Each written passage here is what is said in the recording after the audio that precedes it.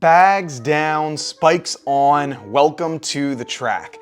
Hi, I'm your host Colin Weitzman, and today we have a very special episode of Track World News presented by Track Barn, and we're gonna get right into it. So we had one of the best string of three races, or three section of races you could have possibly seen. We had the 200 for the men and the women going with crazy times. We had an insane upset in the 1500 meters, and then we closed out with another big upset in the 400 meter hurdles for the men. Before we go any further, I want to give a huge shout out to the sponsor of today's video, Manscaped. As track athletes, we're going to be running tons of miles every week and can be really sweaty and gross after a hard day of practice, but those days are behind us. Manscaped just sent me their brand new performance package, which comes with the Lawnmower 4.0 trimmer, Weed Whacker ear and nose hair trimmer, Crop Preserver ball deodorant, Crop Reviver toner, performance boxer briefs, and a travel bag to hold all your goodies. Look, I've tried a lot of razors in my day, but the Lawnmower 4.0 is just different. Its ceramic blade helps reduce grooming accidents, LED light allows you to shave anytime, anywhere, and since it's waterproof, you can even take it in the shower if you want. When shopping with Manscaped, use code TWN at checkout to get 20% off your entire order, plus free shipping worldwide. Show up to your next meet looking good. If you want to be the best, you gotta look the best. Link is in the description, and now back to the video. You're not gonna wanna miss it, so let's jump right into it. So for the men, the 200, we have the field set for what the finals is going to be. And your finalists are, going from least, the worst seed to the best seed, we have Aaron Brown with a 20.1, Luxo Adams, 20.9, Joseph Fahnbulleh, 19.9, Alexander Ogandu, 19.91, a national record for the Dominican Republic, Dream Richards out of Trinidad and Tobago, 1986, Kenny Bednarik, 1984, Arian Knighton, 1977, and Noah Lyles with a 1962. This was another really good race for Noah Lyles. As we know, his start typically isn't the best part of it. He's usually really good on that straightaway, but he got out really well. And he got out really well, and he was able to maintain and close that in a 19.62. I mean, that's a really fast time. And he's doing it in the semis.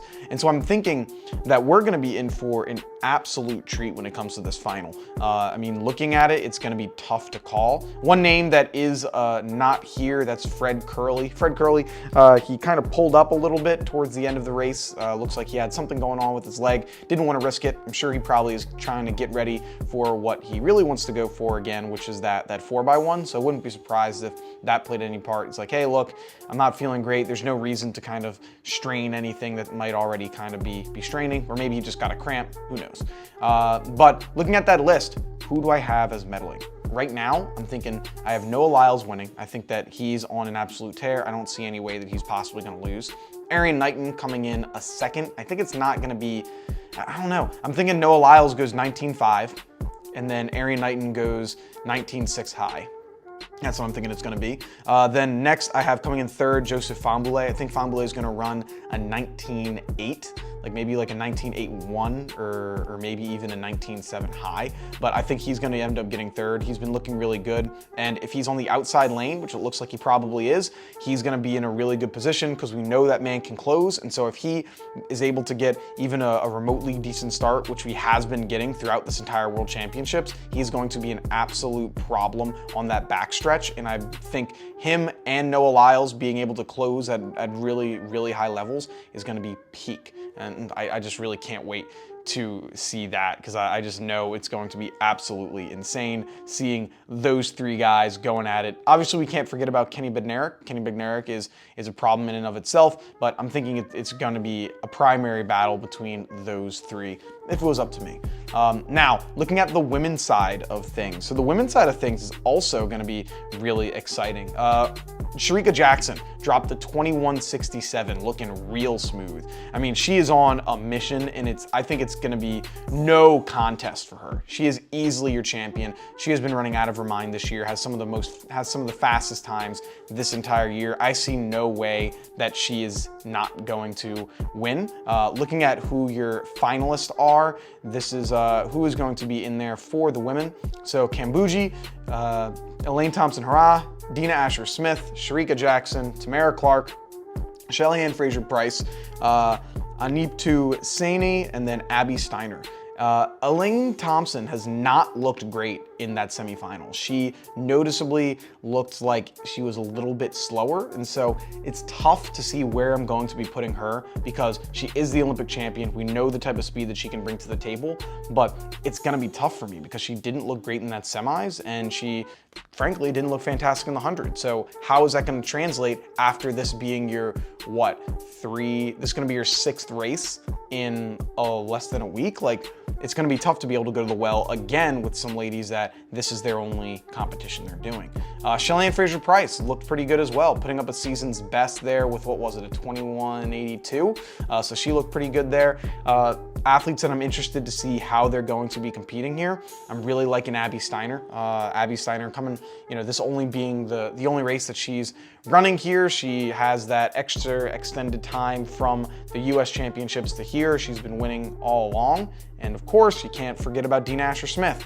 Dina Asher-Smith has been having a fantastic World Championships this year, looking really good. She dropped a tying her personal best, tying the national record in the 100, and then putting up some season's best here in the World Championship for the 2. So I'm thinking she could be someone that could be disrupting everything as well.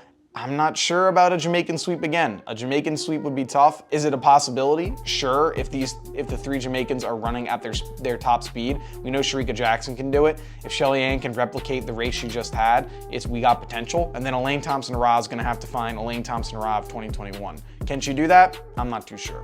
So looking forward to seeing what's gonna be coming up when it comes to the women's 200. Then another event that we had going on, the 400-meter hurdles. So 400-meter hurdles, this was one of my favorite races that we ended up seeing of the day.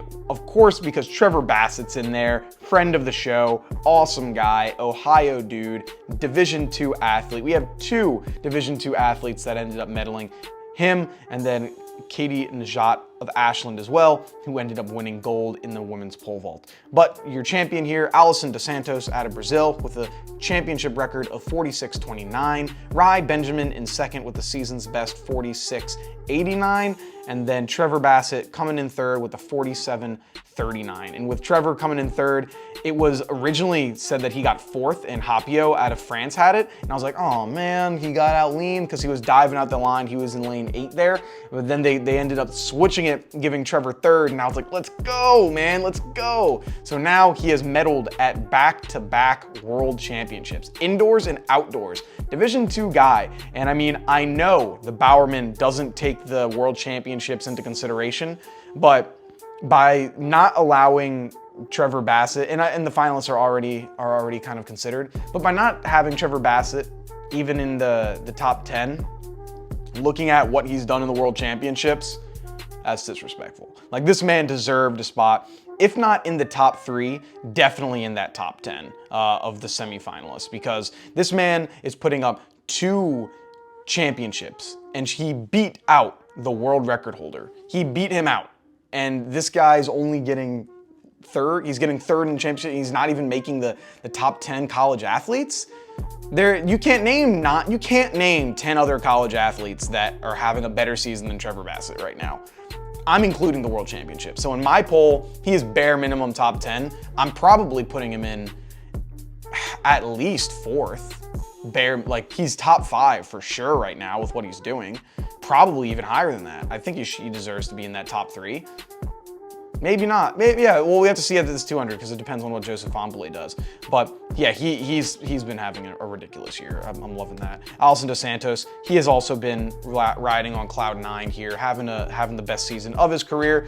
And then stinks for Carson Warholm. He just hasn't had the races. He went out way too fast for the fitness that he's at and just wasn't able to close. He went out in the speed that he would have gone last year, but he's not in last year's fitness. And then last event we're going to be chit-chatting about today, that is the 1500 meters for the men. Another big surprise when it comes to the results in the men's 1500 meters. We had Jack Reitman winning this with a time of 3:29.23, which is another world lead. Then you had Jakob Ingebrigtsen, who was your favorite, coming in second with a 3:29.47, and then Mohamed Katir coming in third, and then friend of the show, Mario Garcia Romo, coming in fourth place.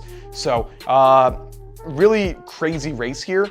So Jakob Ingebrigtsen, he started off in the back of the pack, goes out really fast. I think it went out in like a 1:55 for the first 800 meters. And then with about like a lap and a half to go, or a lap to go, he kicks it into first place. And so now he's running in first place with a little bit.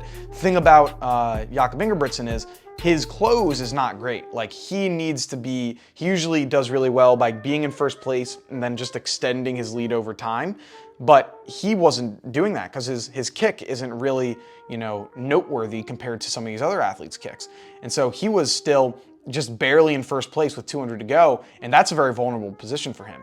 And then Jack Reitman, he passes by Jakob Ingebrigtsen with 200 to go, and he just doesn't have a response. Like there is nothing that Jakob could do.